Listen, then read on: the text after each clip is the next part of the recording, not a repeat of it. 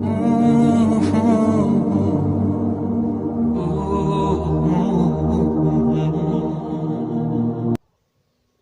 میرے مقدر میں نہیں لکھا، اس کی کوشش اور تمنا میں مجھے مبتلا نہ کرنا، اور جو تقدیر میں لکھ لیا ہے اسے میرے لیے آسان کر دینا۔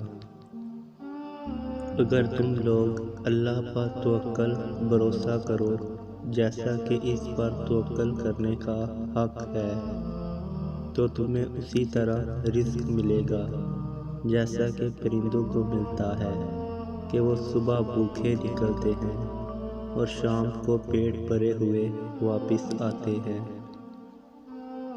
جو تکلیف اللہ کی یاد دلائے وہ تکلیف نہیں، نعمت ہوتی ہے۔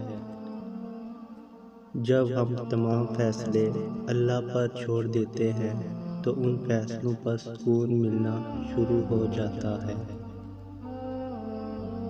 آزمائش میں اللہ اذیت دینے کے لیے نہیں ڈالتا، بلکہ کچھ سکھانے کے لیے ڈالتا ہے۔ جتنی جلدی سیکھ جاؤ گے اتنی جلدی وہ دور ہو جائے گی۔ اپنی طرف سے بھرپور کوشش کیجیے، سخت محنت کیجیے، طریقہ صحیح اور جائز اختیار کیجیے، دعا کیجیے، پر امید رہیے اور نتیجہ اللہ پر چھوڑ دیں۔ یا رب وہ صبر عطا کر جس کے بعد کبھی حوصلہ نہ ٹوٹے۔ اگر ہم اپنے فرائض ادا کرنا شروع کر دیں تو ہمارے حقوق کا مسئلہ خود بخود حل ہو جائے گا، کیونکہ ہمارے فرائض دوسروں کے حقوق ہیں۔